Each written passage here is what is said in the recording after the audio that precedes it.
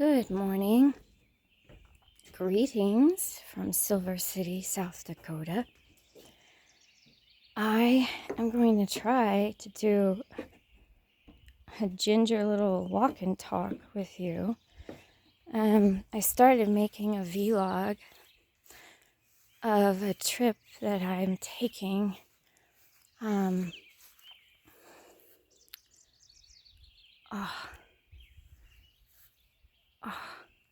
So beautiful.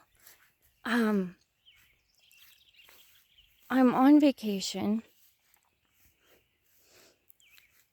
I chose to come here to do field research for a novel that I started in 2017, and it's 2/3 of the way finished. I used the internet to do research on the locale where it's set. And the problem with it is it's been 2/3 of the way finished for several years now. And I was driving around and I was thinking, how can I explain to people if they ask me, how long did it take you to write this novel?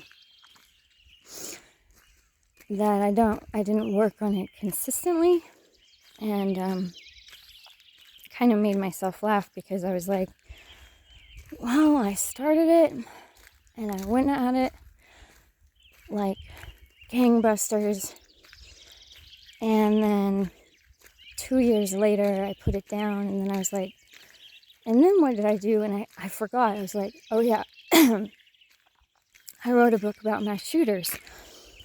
So writing, I tell people that I'm a writer, but that's kind of misleading because I don't make a living from it. And I think all in all, that is a blessing.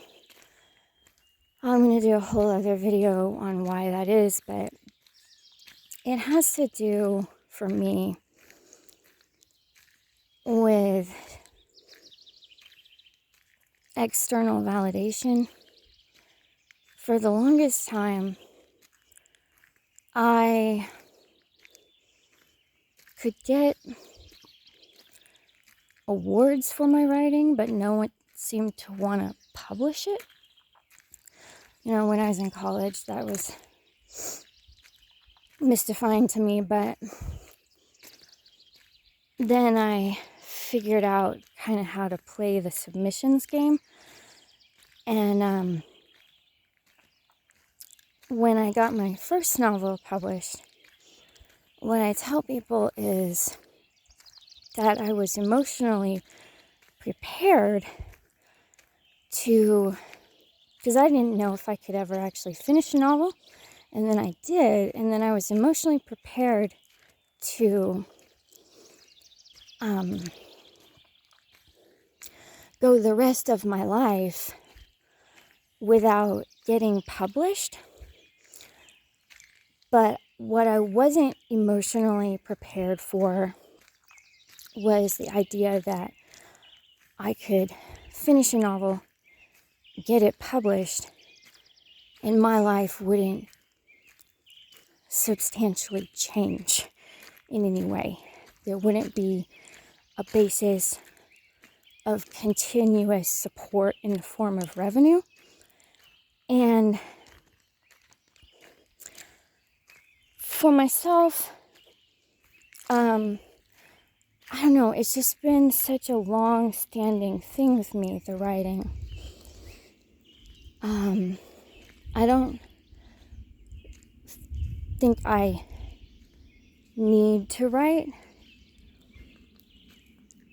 but maybe I don't need it to survive, but I definitely need it to thrive. I think that's a difference. I think it's about self-actualization. But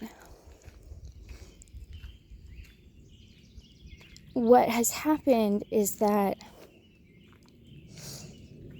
it has become much more about the process of writing than the having of an audience. Because just like when I would win awards but didn't feel like I was a real writer because I wasn't published in journals or getting traction with the presses. Now that I have published, I know that that doesn't make me happy. And then I went through a kind of, I guess, a midlife crisis where I wanted to be anything but a writer. And I've made videos talking about that. And where I landed with that was I wanted to be in law enforcement. I'm really interested in combating human trafficking. It's one of my, I call them now, noble goals. If you watch this channel, then you know that my other noble goal is to help people get off and stay off psychiatric medications. So, here I am in the place where the novel that I've already basically written, I have written it in a way that is difficult to manage compared to my first novel. My first novel was like, I can kind of compare it to like maybe, I hate to do this because I really hate it when people compare their creative works to actual progeny, but like, I don't know how else to describe it. It was just an easy birth. It just came out page by page in a very linear fashion, and it is about this. It's a third the size of this second novel, and the second novel came out in, I don't know, bursts that were not chronological. So what I have done is write it. It has a beginning and an end. I've already written the ending, and the middle, the climax, is missing. So that's odd. And it is Tuesday now, and I got here on Saturday and have been rather overwhelmed. I find it overstimulating to be here because I have spent thousands of hours, it feels like, already here in my mind that actually being here is just kind of weird. And then it's been so many years since I used the interwebs to put in these little details that I'll have these moments where I'm driving by something that I just plucked that and dropped it in that sentence, and I'm like really impressed with myself, like I manifested or made up this. I'm like, it's just so bizarre. I've never had the privilege to set aside enough money to travel to places just to do research like this. This project was too large and too important for me to pass up a chance to get out here. So, and really the only reason why I was able to do this is because of the support of my boyfriend, whom I now live with. And so I had a surplus, and then I said, I have to do this now. There's a terrible sense of urgency due to the fact that neither he nor I are tolerant of fascism. So we're leaving the country.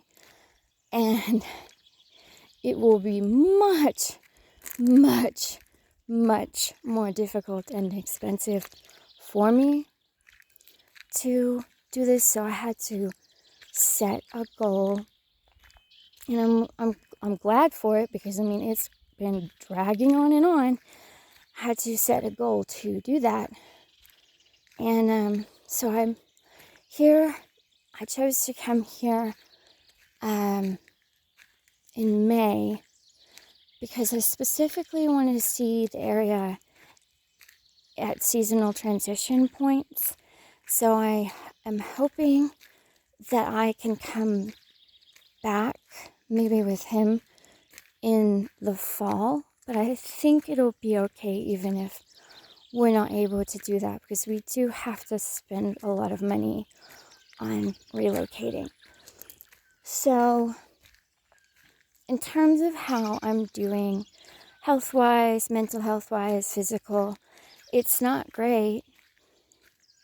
I'm not gonna lie. If you've been tuning into this channel, watching me talk about all my health problems and the vaping and how to manage basically the non-neurotypicality of me. Yeah, I would say that I experienced the election as a cataclysmic interruption, and I have had to sort of slow down and reprioritize my writing over my wanting to become a certified health coach. And I don't really want to dwell on the health topics right now, except to say that if you're somebody like me who's been disappointed or underserved, to say the least, by the medical establishment, or the mental health industrial complex, psychiatry or psychotherapy or what have you, then one of the things I think is important to do is to get really reflective on what your values are. Because I find that I have a dilemma. I have a difficult time. Wow, okay. Dear, wow. Hiya, hi. Hi. I have a difficult time. How to put this?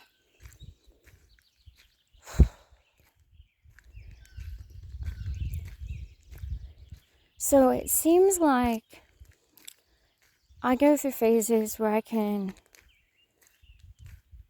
really buckle down and do all of the lifestyle things that I feel are protective of my brain so that I can be self-sufficient and not cycle in and out of the clinic, not be on meds and off meds and the revolving door phenomenon of hospitalization. So I can do that, but I would say that it's not second nature to me, and it still requires a lot of mental bandwidth. And then I'll go through phases where I say, being neurotic about my sleep schedule and my diet and my routine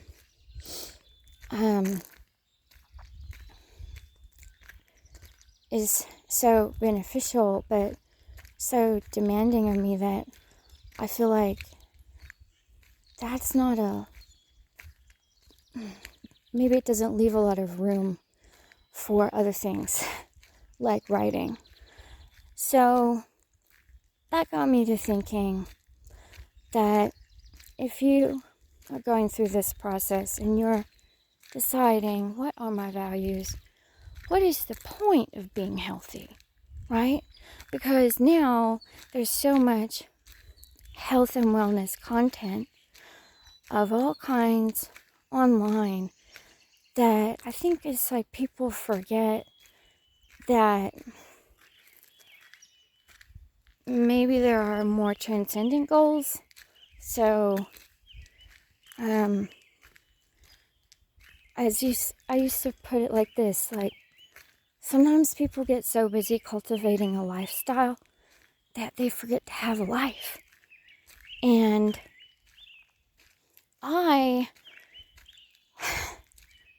so one of the things I'm recognizing now that makes me a little bit different from my immediate family and from a lot of people is that I put a high premium on adventure. I really, I want to look back at my life and say I was bold, I was brave enough, if you will. I've always been really adaptable in terms of moving from place to place. And that comes from long ago dreams in my childhood. I always just thought, I'll be a writer, famous writer. And I'll go and I'll live wherever I have to, you know. And it's not really feasible, and I don't think it's particularly good, but I like to have a sense of home. That's very important to me. But relationships have gotten more important to me than that even. So I'm very blessed. I'm very fortunate to be in the relationship that I'm in now.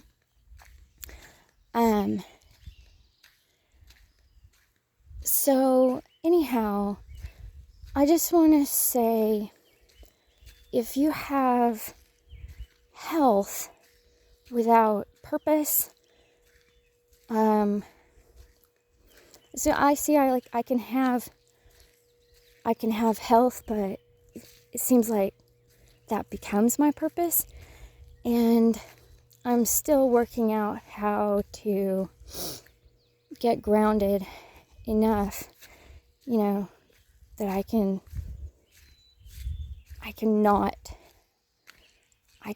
create.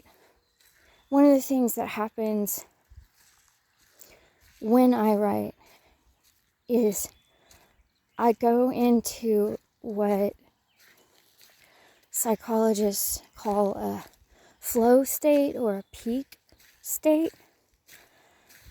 They've studied it. It's common in athletes and artists.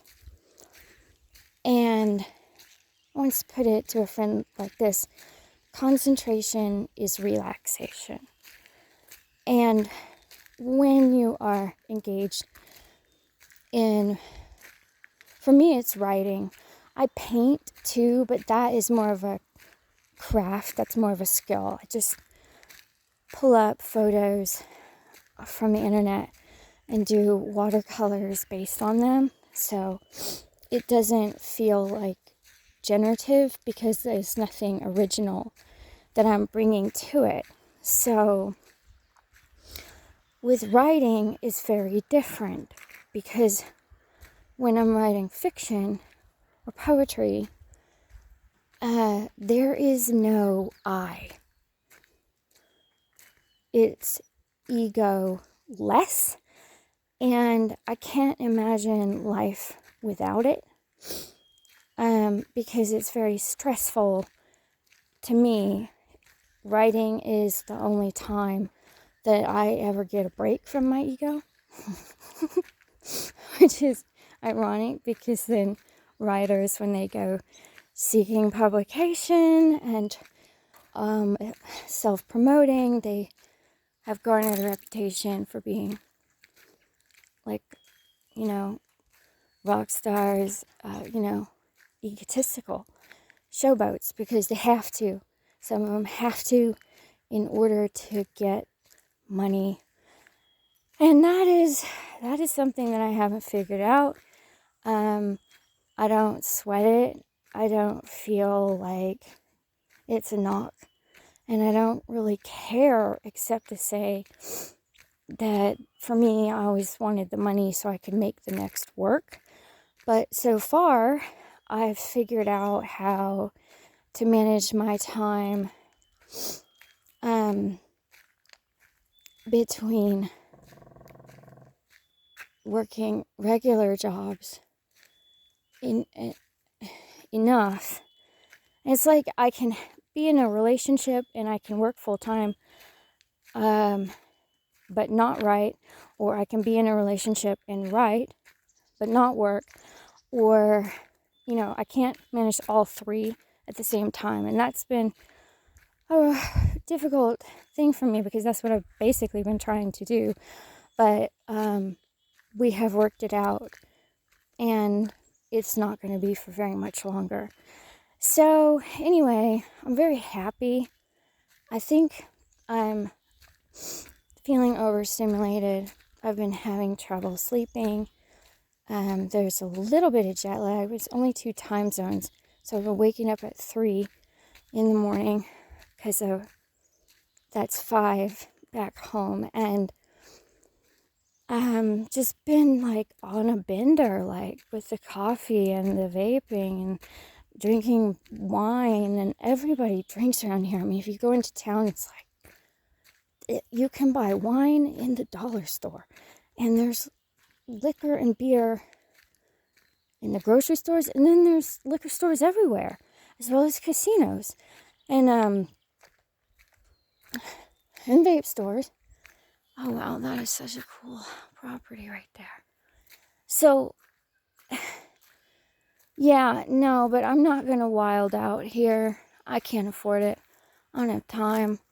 My brain hurts, and I guess I'm torn because I wake up, I feel so inspired that I just write and write and write, and then I remind myself, you're still in the cabin, you came here to do the research, you spent all this money, but that is such a happy blessing. That's such like a good problem to have for me right now, at least. So I'm slowing down today. I think I'll just do this thing where I take a day to do sightseeing and then a day to stay in. I'm feeling like a little thrown from the lack of sleep, and so usually when I feel this thrown, I just take a day and slowly wean off all my substances and do a lot of yoga. So anyway, that's the plan for today. Thanks for walking and talking with me.